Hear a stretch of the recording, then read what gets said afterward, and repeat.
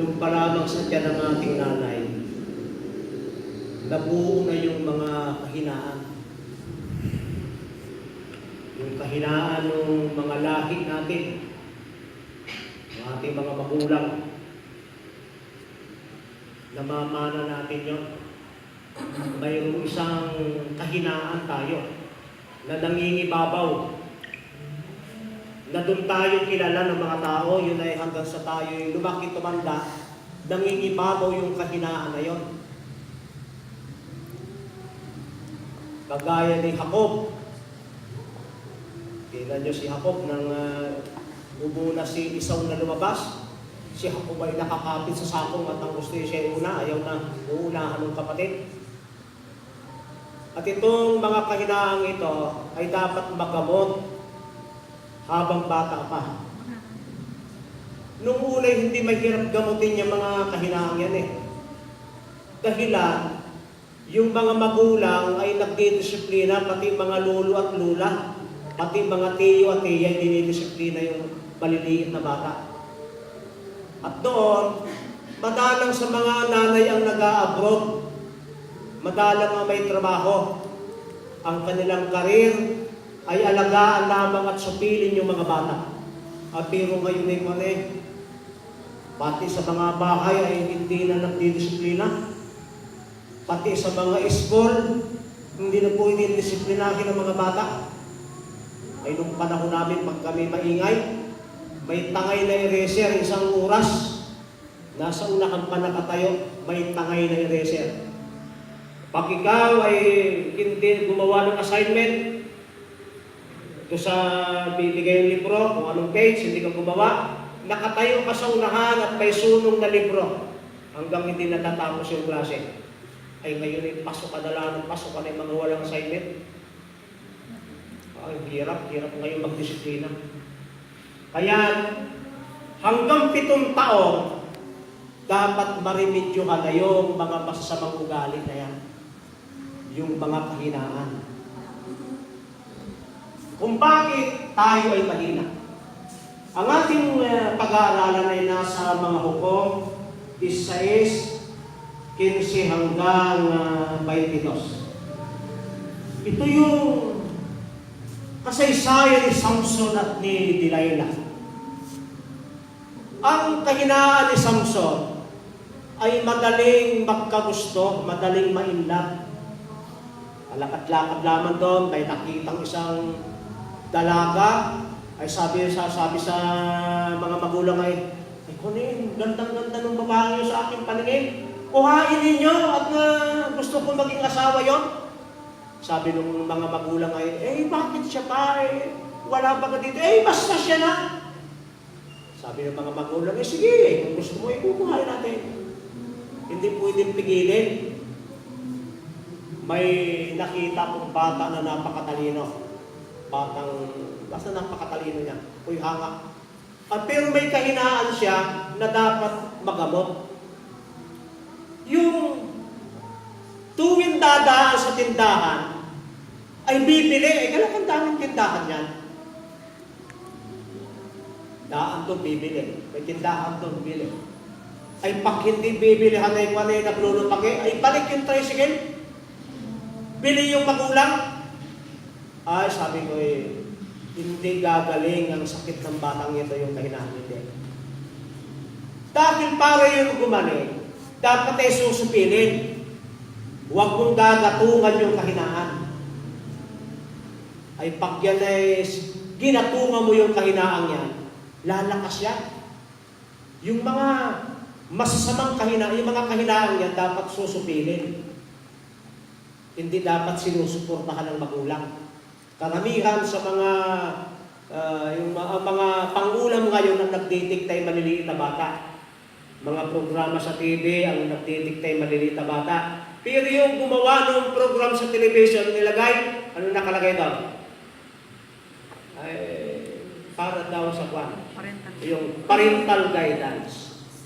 Dahil yung gumawa ng program na ito, ay alam niya na ito'y delikado sa bata. Naku, napakarami ngayong mga panurin na walang parental guidance. Pakyo na, yung pinanunood, nabihasa na, hindi na makapanood yung mga kasama sa bahay ng ibang programa. Laging yun. Dahil yung ginagatungan natin, yung kahinaan ng maliliit na bata. Hindi ko alam kung paano pinalaki si Samson. Pero parang gayon, parang spoil. Parang spoil. Ngayon, yung unang pag-asawa ni Samson ay nasira. Yung kanyang asawa ay ibinigay sa iba, at talagang matinding kabuluhan ang nangyari. Pagmulakad na, pag nakakita na naman siya ng maganda sa kanyang pangmasyan, ang pangalan ay Delilah. Ay si Samson, kaaway na ng mga Palestiyo. Kaaway na. Siya'y malakas, hindi kayang gapusin, hindi kayang pasukuin, libo-libo ang kanyang napapatay. Kaya tangpa ng mga Palestiyo, nang makita nila na si Samson ay na-inlove kay Delilah, sabi ng mga leader, ayun, maigi. At pakyan ay lagi sa iyo. Ay lalambing-lambingin mo at yung lihim, bakit siya malakas? Ay tatanimin mo maigi. Galingan mo ng pagtatanong, galingan mo ng paglalambing at bawat isa sa amin ay magbibigay ng 1,000 at 100 putol na pilak. Ano kung tindipera no?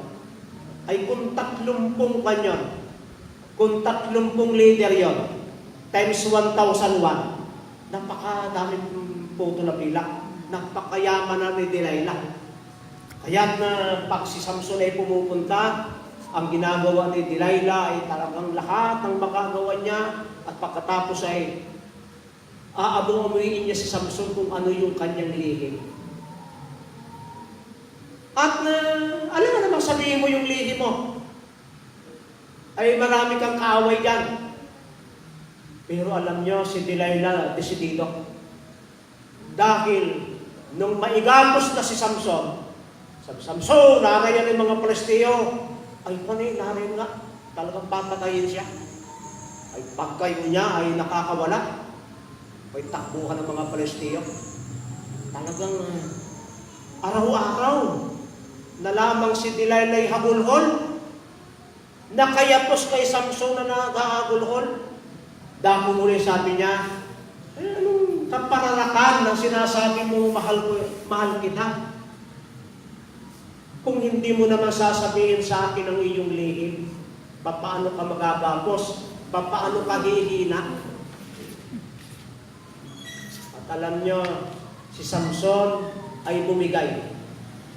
Alam niya na siya'y mapapahamak.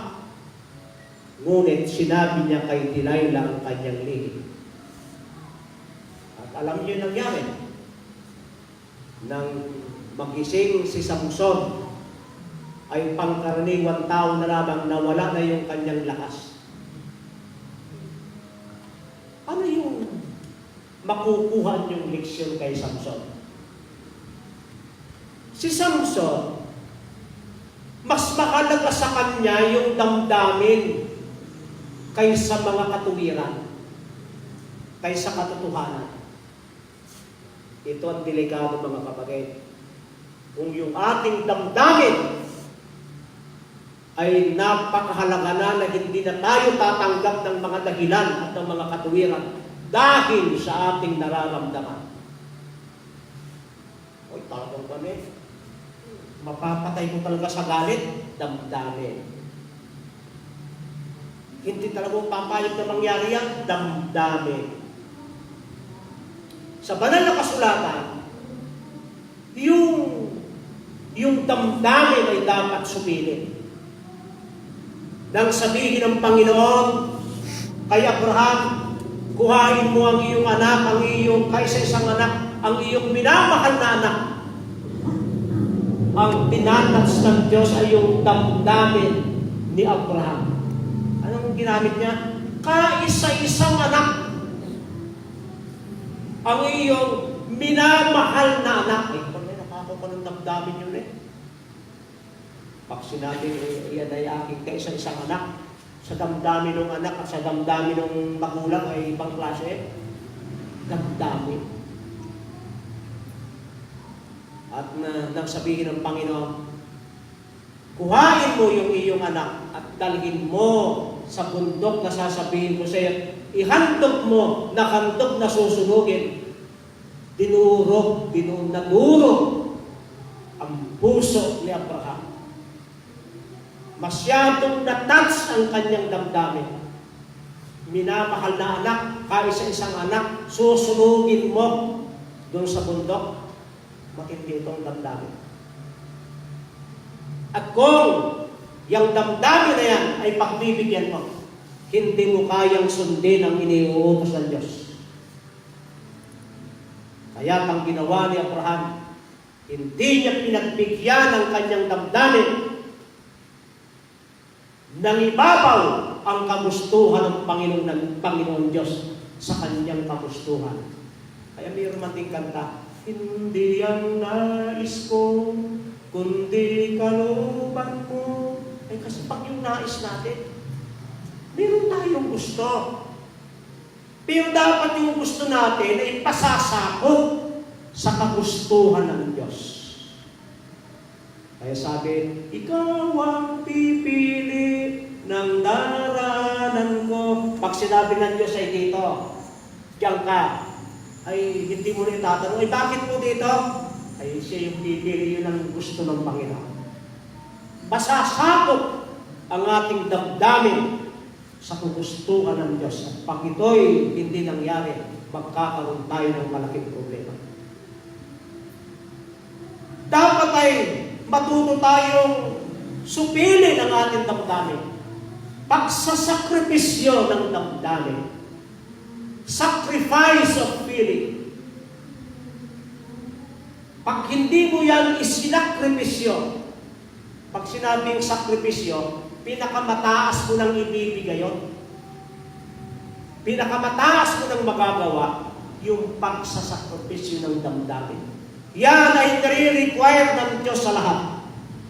Sa lahat ng papasok sa langit ay dapat magsasakripisyo ng kanilang damdamin sapagkat hindi lahat ng ating nararamdaman ay base sa mga katotohanan ng kalooban ng Panginoon.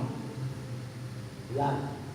Ikalawa, kaya si Samson ay naging mahina. Inyong tatandaan ito. Ang kanyang pagmamahal kay Delilah ay higit kaysa pagmamahal niya sa Diyos. Ano ba kayong Diyos-Diyusan? Ang Diyos-Diyusan ay isang bagay, isang persona na nangingibabaw sa iyong buhay, na iniibig mo ng iyong buong puso, ng iyong buong pag-iisip, ng iyong buong lakas at ng iyong buong kaluluwa. Yun ay Diyos-Diyosan. Kaya ang sabi ng Panginoon, para niya kayo huwag magkasala sa akin, iibigin ninyo ang Diyos ng inyong buong puso, ng inyong buong lakas, ng inyong buong isip. Ay kapag yung laging naiisip natin ay Diyos, ay mahirap magkasala pagkaganyan. Tayo lamang ay nagkakasala kapag yung Diyos ay ginawa natin pangalawa. Kapag inibig natin yung iba ng higit ka sa Diyos, tayo magkakasala. Kaya iibigin ng Diyos ng buong puso, buong kaluluwa, buong lakas, buong pag-iisip. Kaya alam niyo si Jepte, ang pag-ibig sa Diyos ay matindi.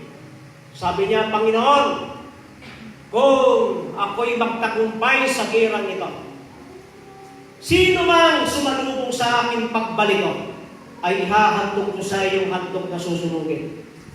Lapat siya. Talaga na siya, isip niya ay pagtatagumpayin siya ng Panginoon. Ang iniisip niya ay siya yung Diyos ay isa sa kanya. Aba, ay talagang nagtagumpay. Alam nyo, pag ang tao'y pagnanalo sa gira, ang bilis ng mga sugo sa unahan. Yung mga nagdadala ng mabuting balita, ay ngayon ay bukod ng balita yung kumukuha ng balita, naroon na sa gira, at kita mo na kung anong nangyayari doon sa gira. Pero nung unang panahon, wala namang camera nung unang panahon.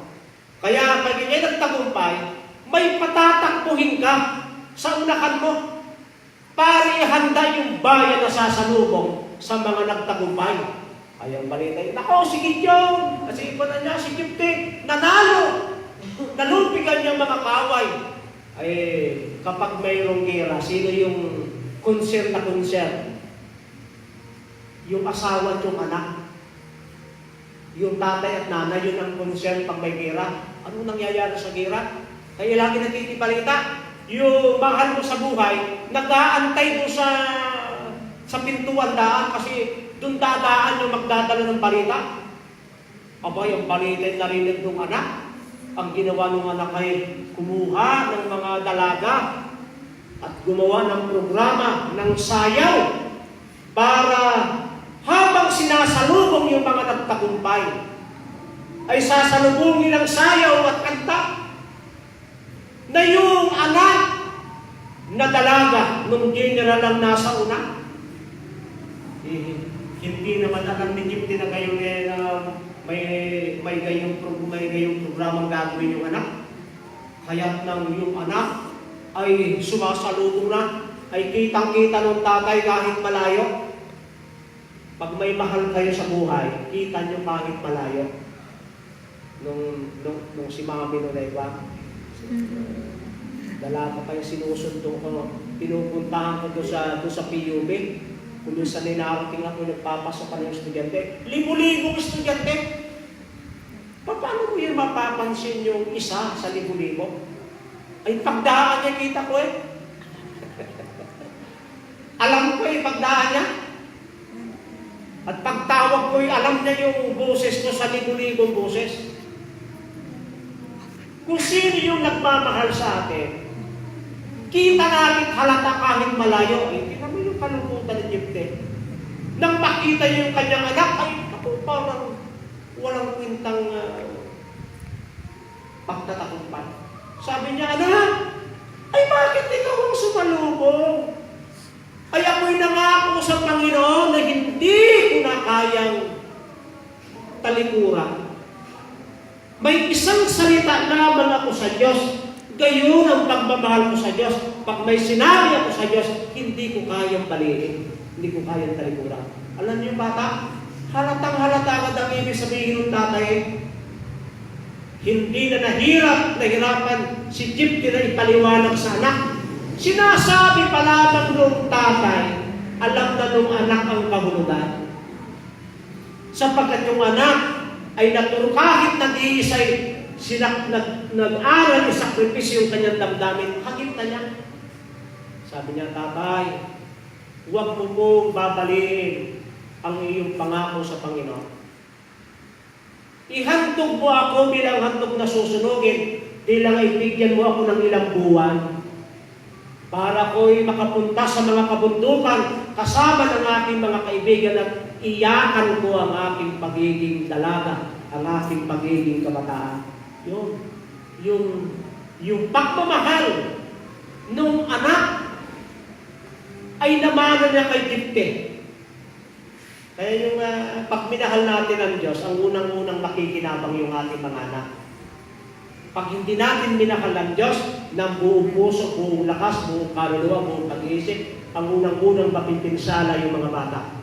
Tingnan niyo si Isaac. Nang sabihin ni Isaac, naku tatay, nalimutan natin yung handog na susunugin. Ang nadala lamang natin ay apoy, itak at kahoy. Ay naku tatay, yung handog ay nalimutan natin. Ay nang sabihin ni Abraham, anak, ikaw ang napili ng Diyos na handog na susunugin. Hindi na nahirapan si Abraham. Dahil tinuruan na niya si Isaac na mahalin ang Diyos ng buong puso, buong lakas, buong pag-iisip at ng buong kaluluwa. Hindi na nahirapan. Kaya, yun yung mga magagandang pamana sa ating mga anak. At itong kasaysayan dito, yun ang problema ni Samson. Mas mahal niya si Delilah kaysa Panginoon. Hindi masamang magmahal, mga kapatid. Yan ay regalo ng Diyos sa atin, yung pag-ibig, yung pagmamahal. Ibigin mo daw ang iyong kapwa na gaya ng iyong sarili. Pero, mas matindi yung pag-ibig sa Diyos.